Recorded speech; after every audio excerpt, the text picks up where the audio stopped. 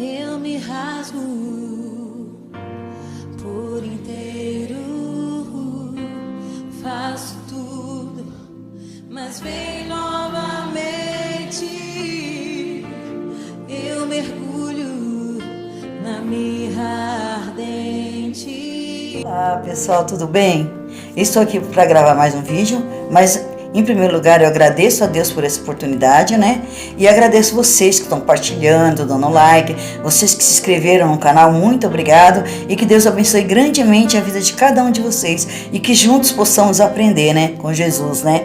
A gente aqui, no vídeo passado, no outro vídeo que eu fiz, a gente falou sobre a tentação de Jesus, né? Agora a gente vai falar sobre as escolhas, né? Dos discípulos, os primeiros discípulos de Jesus, que continua no capítulo 4 de Mateus, só que no versículo 12. Só que assim, antes de falar disso, eu queria falar para vocês uma coisa, né? A gente, quando Jesus foi tentado, ele usava a palavra de Deus para se defender, porque a nossa arma, gente, a nossa arma é a palavra de Deus, porque a nossa luta não é contra a carne, nem contra o sangue, nem contra o espírito, nem com a nossa própria força devemos lutar. A gente tem que se defender com a palavra de Deus. É ela que é a nossa arma. Quando o mal vir contra mim, contra você, o que nós devemos fazer? A palavra de Deus diz, Satanás, se ele é por nós, quem será contra nós, né? A palavra de Deus diz, Satanás, que meus filhos, herança do Senhor, ensinado do Senhor Jesus, não importa a situação. É essas palavras que a gente tem que dizer, são a palavra de Deus que a gente guarda no coração, que é a nossa arma e a nossa defesa, tá bom?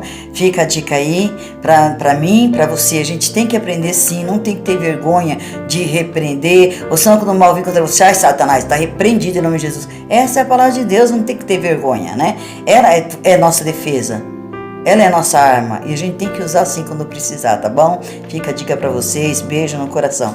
É assim que Jesus fazia, né? E Satanás também usava a palavra de Deus para tentar Jesus, e ele vai usar para nos tentar também, viu gente?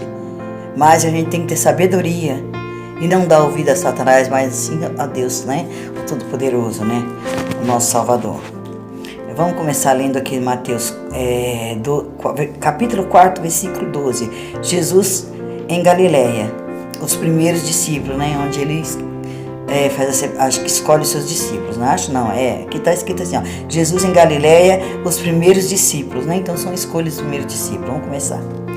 Jesus, porém, ouvindo que João estava preso, voltou para Galileia, né? Ele ouviu que João estava preso e rapidamente ele voltou para Galileia. E deixando Nazaré, foi habitar em Capernaum, cidade marítima, nos confins de Zabulon e Naftali. Ou Naftali, não sei como é, né? É uma das duas palavras. Então, assim, para se cumprir o que foi dito pelo profeta Isaías. O profeta Isaías tinha falado que ele ia, né? Na terra de Zabulon, né? Como é que fala? Para que se cumprisse o que foi dito pelo profeta Isaías. A terra de Zabulon é a terra de Naftali, junto ao caminho do mar, além do Jordão, a Galileia das nações. Agora aqui no 16. O povo estava sentado em trevas, viu uma grande luz, e aos que estavam sentados na região, a sombra da morte, a luz raiou. Olha só, né? Aquele povo estava perdido, né? Aqui diz que ele estava sentado, né? Com certeza desanimado, não tinha nem mais força para lutar, né? Assim, tudo em pecado, que eu imagino, né? Porque aqui fala, ó, o povo que estava sentado em trevas viu uma grande luz. O povo estava em trevas, então estava em pecado, estava fazendo coisas que não agradavam a Deus, talvez não buscava mais a Deus, né? E tinha aqueles também que já estavam à beira da morte, né? Para morrer espiritualmente, né? Falando assim, eu tô levando para o lado espiritual, acho que estava morrendo espiritualmente, já não queria nem mais nada, estava prostrado, o povo estava sentado, não tinha mais ânimo mais para lutar, né? Então assim, aí raiou sobre aquele povo, e Jesus deu vida para eles, porque raiou a luz ali, né? O povo que estava morrendo, né, espiritualmente falando, raiou a luz, né? E Jesus, ele foi a luz daquele povo. Ele veio o quê? Ele veio para salvar e perdoar aqueles que estavam perdidos, né? Que já não... Acho que, assim, eu imagino que o povo não tinha mais fé em nada, já não buscava mais a Deus como fazia antes, né? No passado, então estavam todos prostrados, desanimados, não tinha mais força para lutar espiritualmente falando, né? Sobre aquele povo, chegou uma grande luz, né? Veio a grande luz sobre aquele povo, ensinar como alcançar a salvação, né?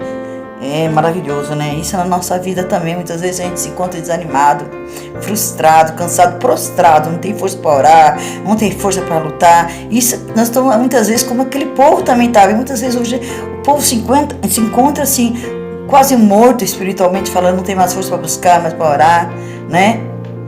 Cheios de pecado, cheios de mágoa, de revolta, de frustração, né? E mais, uma grande luz raiou na vida deles. Essa luz raia na nossa vida também, né? Vem sobre nós também, porque Jesus, da mesma forma que chegou na Galiléia, levando luz ao povo, hoje ele vem sobre a minha vida, sobre a sua, nos trazer luz, nos trazer vida, né? Agora vamos continuar aqui, no 17, né? Desde então, começou Jesus a pregar e a dizer, arrependei-vos, porque é chegado o reino dos céus, né? Aí ele chega naquela cidade onde está todo mundo morto, está todo mundo desanimado, prostrado, e chega já pregando, é chegado o reino dos céus, né? Porque ele era, né, a salvação para aquele povo, né? Então ele já pregava, é chegado o reino dos céus. E aí ele começou a pregar sobre a salvação, né? Como que o povo devia agir, né? E assim foi, né? Assim ele começou a pregar, né? Andar na cidade pregando, ensinando, né? O povo, né? Aqui, ó, desde então começou Jesus a pregar e a dizer, arrependei-vos, porque é chegado o reino dos céus. E Jesus, andando junto ao mar da Galiléia, viu 2 irmãos, Simão chamado Pedro e André, os quais lançavam as redes ao mar, porque eram pescadores. Então, eu acredito assim, eles viviam da pesca, né? A família deles dependia da pesca para sobreviver, né? Eles eram pescadores, então eu creio que eles sustentavam a família, era o sustento deles, né? Mas olha aqui no 19, e disse-lhe, vinde após mim, eu vos farei pescadores de homens. Então eles, deixando logo as redes, seguiram. Olha só, eles não questionaram, né? Perdão. Eles não questionaram. Assim que Jesus chamou eles foram, não questionou não, largaram tudo e seguiram Jesus, né? Porque com certeza já tinham ouvido falar do Mestre, já tinham ouvido falar de Jesus, né? E adiante dali, viu outros 2 irmãos, Tiago, filho de Zebedeu, e João, seu irmão, num barco com seu pai. Com seu pai Zebedeu, consertando as redes, e o chamou. Né? Que eles também, ele viu 2, andando mais um pouquinho para frente, ele encontrou mais 2, né? Que era Tiago, filho de Zebedeu, e seu irmão João, né? E logo Jesus chamou eles, né? E eles, deixando imediatamente o barco e seu pai, seguiram. Quando Jesus chamou eles, né? Eles não questionaram também que estava com o pai, que estava consertando a rede. Eles olharam para Jesus e seguiram eles, né? E o pai também não questionou, né? Zebedeu com certeza ficou ali olhando, né? E porque Zebedeu, na verdade, João e esse Tiago aqui que a Bíblia fala, acho que eram primos de Jesus, né? Eles eram filhos eles 2 eram filhos da irmã de Maria, né? Então eles eram parentes, né? Mas mesmo assim eles não questionaram não, eles foram e seguiram Jesus. Eles, deixando imediatamente o barco e seu pai, seguiram e percorria Jesus toda a Galiléia, ensinando nas sinagogas e pregando o evangelho do reino, e curando todas as enfermidades e moléstia entre o povo. Olha ali, Jesus começou já a pregar, já a ensinar, já a curar, né? Todo tipo de enfermidade, né? E moléstia do povo, né? E a sua fama correu por toda a Síria, e traziam-lhe todos que padeciam, acometidos de várias enfermidades, e tormentos, endemoniados, lunáticos, paralíticos, enfim, todo tipo de enfermidade Jesus curava, né? Aquele povo. E seguia uma grande multidão da Galiléia, de Decápolis, de Jerusalém, da Judéia e da além do Jordão. Então ali em volta daquela cidade ali, ó, todo mundo começou a seguir Jesus, né? Mas aqui uma coisa que é muito interessante aqui, que deixa claro, né? Eles seguiam Jesus, né? Mas eles estavam, a maioria, não todos, né? Tinha aqueles que seguiam Jesus mesmo, porque acreditavam que ele era filho de Deus, que ele é o Messias, né? Que ele veio trazer salvação. Outros estavam seguindo Jesus em busca de milagres, em busca de cura, de bênção para a sua vida, né? Eles queriam receber bênção, graça. Muitos deles não estavam buscando Jesus porque ele era o Messias, porque ele era um milagreiro, porque ele curava, né, que libertava os endemoniados. E muitos deles estavam buscando Jesus só por isso, por causa do que ele podia oferecer, né? Mas não porque ele era o Messias e podia dar salvação, eles queriam só um milagre. E assim é na nossa vida, muitas vezes. A gente quer seguir Jesus porque em busca de bênçãos, né, materiais, em busca de uma cura, de uma libertação para a vida da gente, para a nossa família. Mas a gente tem que seguir Jesus pelo que Ele é, porque Ele é o Salvador, né? Ele veio para nos salvar. A gente tem que seguir Jesus porque Ele vai nos levar à salvação. Não é só pelos milagres, não é só pela cura, pela prosperidade que Ele pode nos conceder. Porque Deus conhece o desejo do nosso coração. E muitas vezes não permanecemos porque estamos seguindo Jesus em busca de algo, de um milagre, né? É algo que você busca há muito tempo na sua vida e você às vezes demora a alcançar aquilo. Às vezes demora aquela bênção chegar para sua vida e você desanima. Porque aí mostra o que muitas vezes a gente está buscando Jesus por aquilo que Ele pode nos dar, né? Pelos milagres que Ele pode nos conceder, pela prosperidade, pela cura talvez, né? Por uma bênção material, uma bênção na família, eu não sei.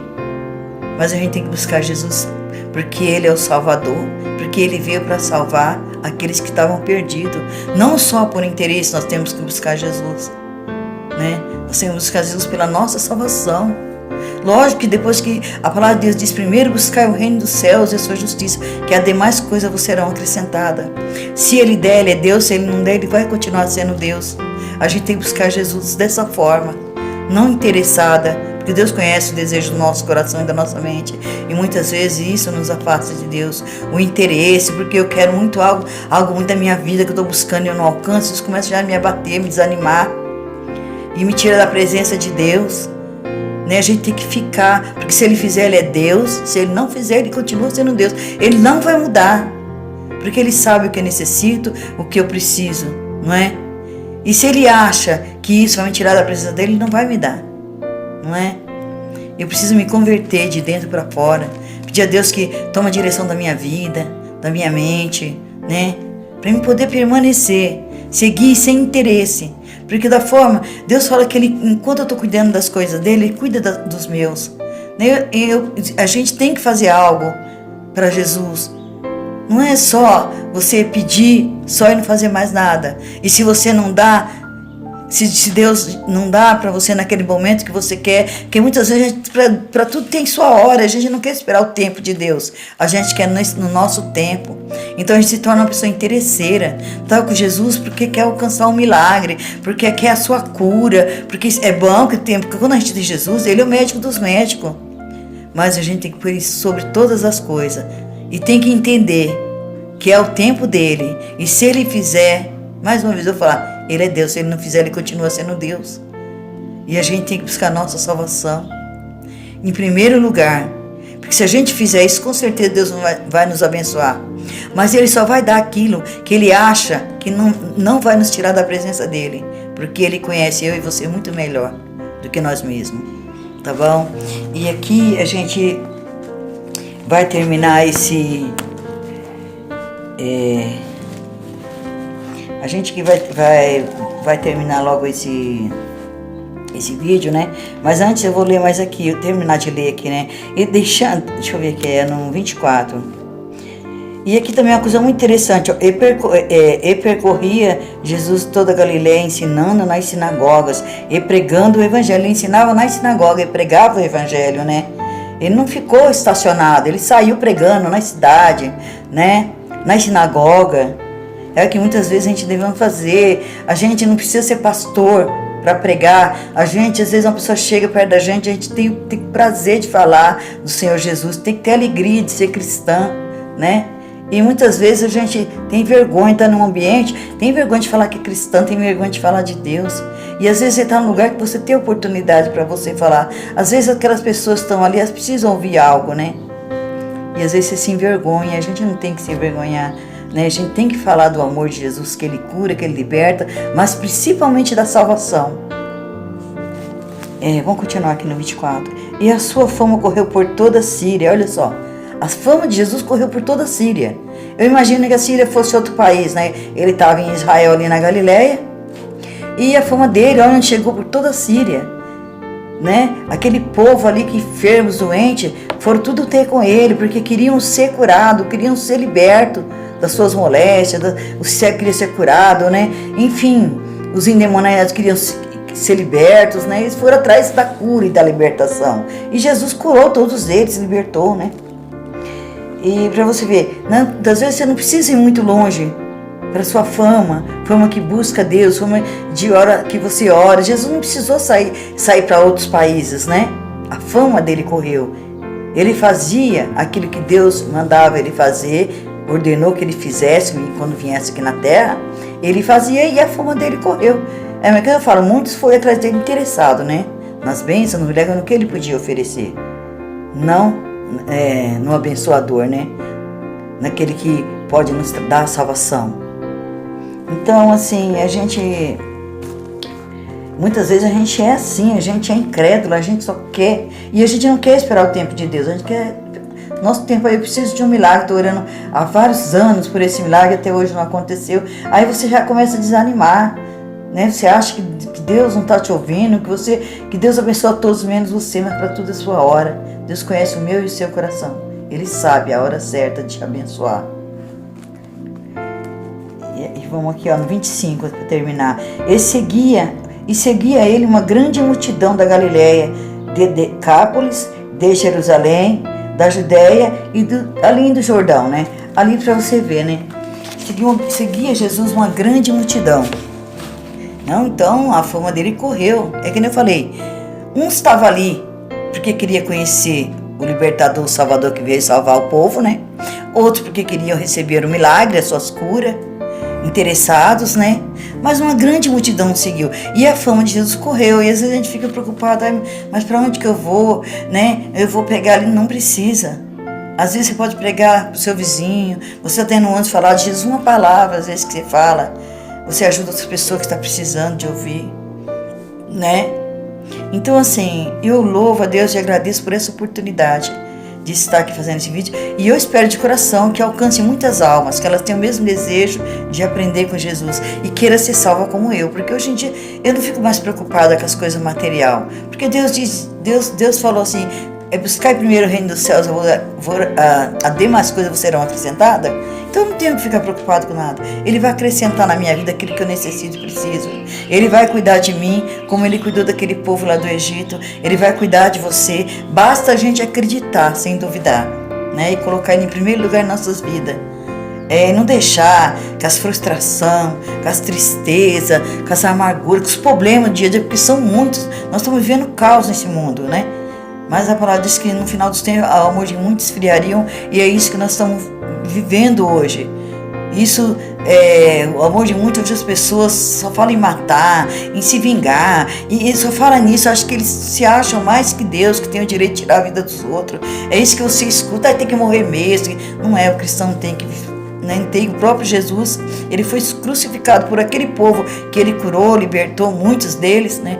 E nem assim ele os condenou, pelo contrário, quando estava morrendo, estava indo para o céu, ele pediu para que Deus perdoasse o povo. É assim que nós devemos agir. Esse é o ministério de Jesus. E isso a gente tem que aplicar no nosso coração, na nossa vida, no dia a dia. Parar de ficar falando o que não deve, desejando mal aos outros, né? Mas eu agradeço por mais esse vídeo, em nome de Jesus. Eu sinceramente estou muito feliz e eu peço a Deus que Ele me dê sabedoria, inteligência, conhecimento que vem da parte dEle todos os dias, para que eu venha ser uma pessoa melhor, né? Para que eu aprenda a amar o meu próximo como Jesus amou, né? E colocando Ele em primeiro lugar sobre todas as coisas. Eu agradeço mais uma vez a todos vocês, que Deus abençoe grandemente a vida de vocês, tá bom? Beijo.